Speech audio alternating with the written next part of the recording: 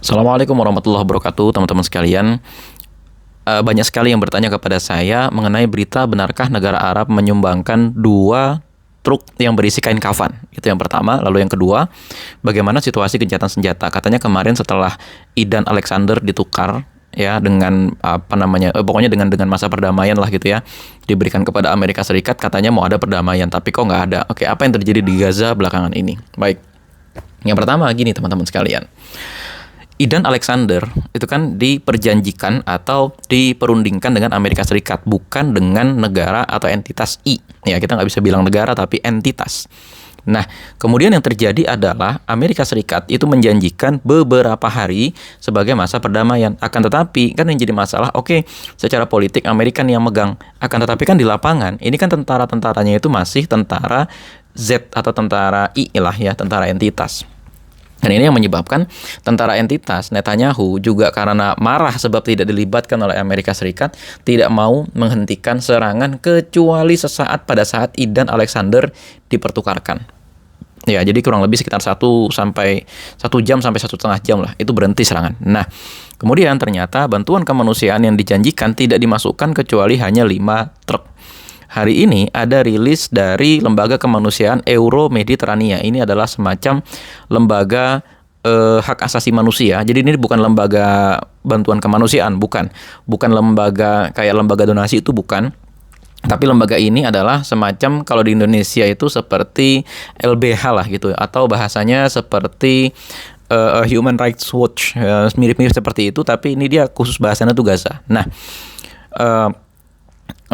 direkturnya yaitu Rami Abdu itu mengatakan 2 truk diantaranya berisi kain kafan dari negara-negara Arab, dan ini membuat protes dari pengguna media sosial di seluruh dunia. Nah, sebetulnya apa sih yang terjadi? Benarkah negara Arab hanya mengirimkan kain kafan? Oke. Pertama gini teman-teman sekalian, situasi yang ada di perbatasan, jalan masuknya bantuan kemanusiaan itu sekarang lewat mana, siapa yang bisa masukin, dan kalau udah masuk tuh gimana? Oke. Saat ini bantuan kemanusiaan itu datang dari 3 titik biasanya. Titik pertama itu di Gaza Utara lewat Erez, yang itu datangnya dari tepi barat.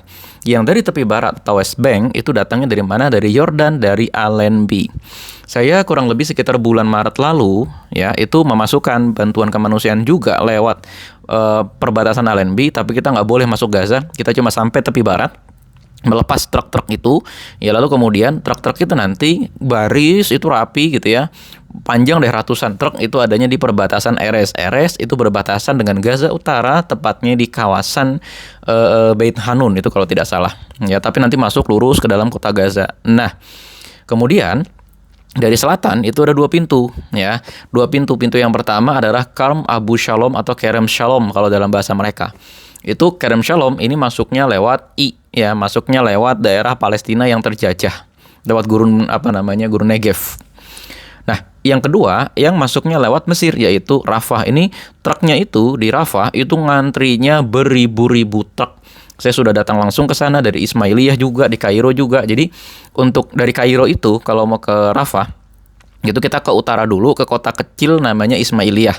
Nah, kemudian dari Ismailiyah kita naik itu ke kota pelabuhan yang itu juga kota militer namanya kota Arish. Lalu dari kota Arish itu kita nanti jalan lurus lewat pegunungan Sinai ke arah Rafah. Nah, itulah truk itu pada ngantri di sana. Nah, karena antriannya itu sudah berbulan-bulan, ingat ya, ngantrinya itu berbulan-bulan, bahkan ada yang 2 bulan, 3 bulan, ada yang 1 bulan gitu ya.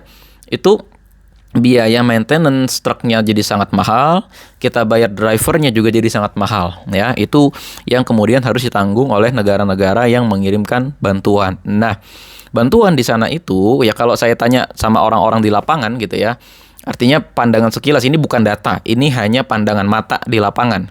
Bantuan paling banyak itu ternyata 1 dari Qatar, 2 dari Arab Saudi, 3 Uni Emirat Arab, 4 Turki, 5 Indonesia, 6 Malaysia. 6 ini bukan berarti yang urutannya paling banyak, enggak. Akan tetapi yang ini yang paling sering mereka lihat. 6 itu tidak menunjukkan urutan, tapi hanya menunjukkan yang paling sering mereka lihat. Ya, alhamdulillah Indonesia dan Malaysia, dua bersaudara ini gitu ya, masuk ke dalam salah satu 6 terbesar pengirim bantuan. Karena apa? Biasanya lembaga Indonesia dan Malaysia itu suka saling nebeng. Malaysia mau ngirim nih, kita nitip. Terus Indonesia mau ngirim, Malaysia juga nitip. Kadang-kadang seperti itu kejadiannya. Dan lebih sering lagi, Indonesia dan Malaysia sama-sama menitipkannya ke Turki. Karena apa? Negara-negara yang punya kedutaan besar penjajah itu biasanya di sana akan minim menjadi korban serangan daripada negara-negara yang tidak memiliki kedutaan besar penjajah. Jadi truknya itu tidak akan dirampas, itu ya bahasanya begitu. Nah, itu di Rafah ya. Kemudian gini teman-teman sekalian, kan kita tahu ya, kemarin itu bantuan bantuan kemanusiaan itu cuma dimasukkan sedikit. Nah, negara-negara Arab itu kalau ini saya ceritakan dulu perkaranya ya, di perbatasan Rafah maupun di perbatasan Allenby, negara-negara Arab itu banyak banget memasukkan bantuan, apapun itu banyak.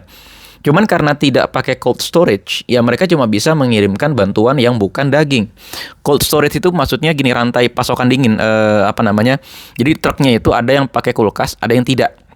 Ada yang dengan pendingin, ada yang tidak. Yang pakai pendingin kita bisa memasukkan frozen food, kita bisa memasukkan daging, kita bisa memasukkan ya pokoknya makanan-makanan basah. Yang tidak, ya sudah kita masukkan hanya gandum, kacang-kacangan, air minum, kita juga hanya memasukkan misalnya kain dan lain-lain sebagainya. Nah, gini duduk perkaranya teman-teman.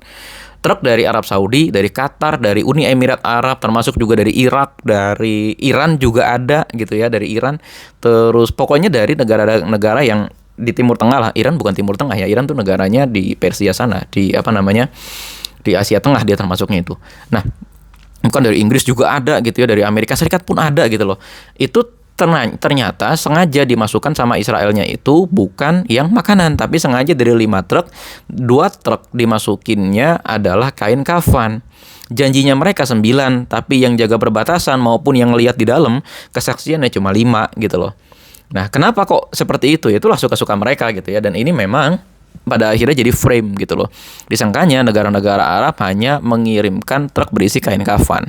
Dan di sini posisi saya bukan berarti membela negara Arab. Saya tetap berharap negara Arab tuh membantu secara militer.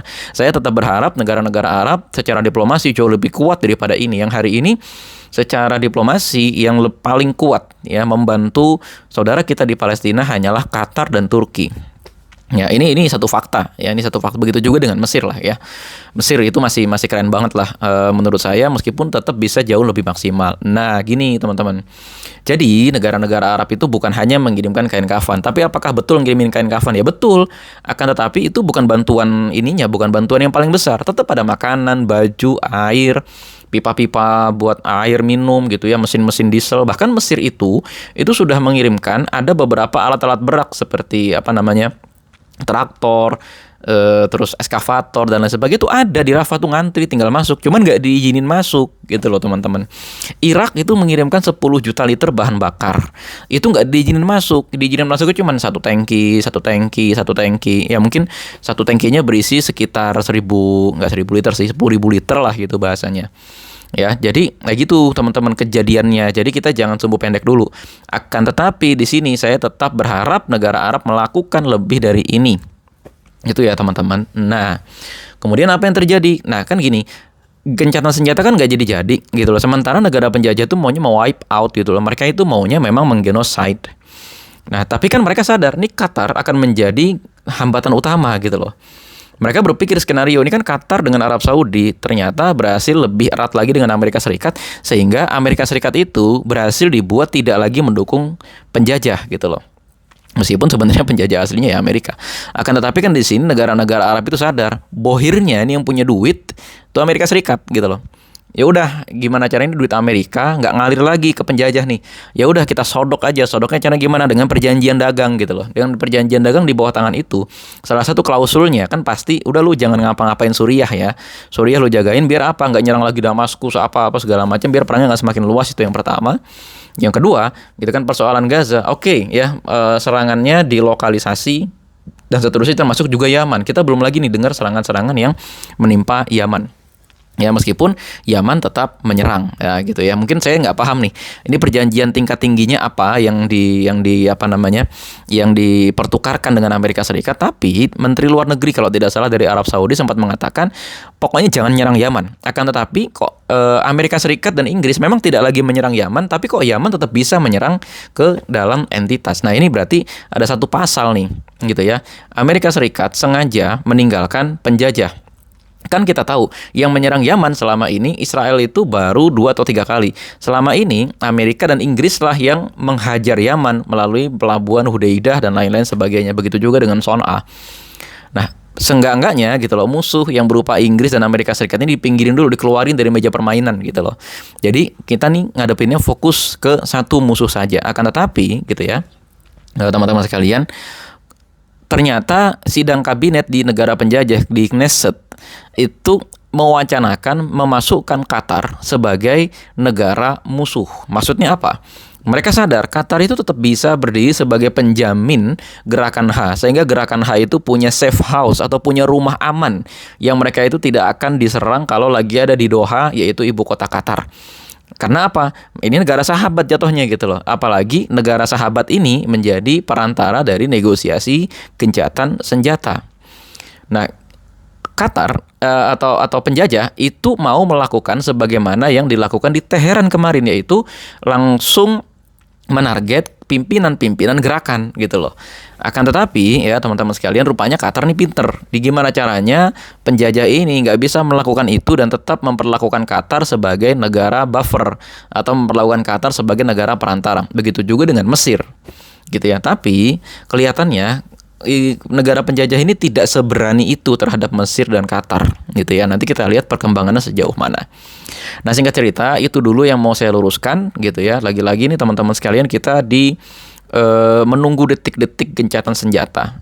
Tadi sekitar 2 malam yang lalu kita mendengar kabar dari Khalil Al-Hayya dan lain-lain bahwa penjajah itu meninggalkan Doha dan tidak menghasilkan keputusan apa-apa karena mereka itu tetap berkeras hati agar pokoknya gerakan H dilucuti senjatanya, atau yang kedua agar gerakan H meninggalkan jalur Gaza, pindah sana ke Doha semua, baru nanti kita berhenti perangnya. Nah, ternyata gerakan H menolak dan di sini standingnya masih kuat. Sementara itu ya, mata-mata di dalam Gaza itu juga semakin banyak.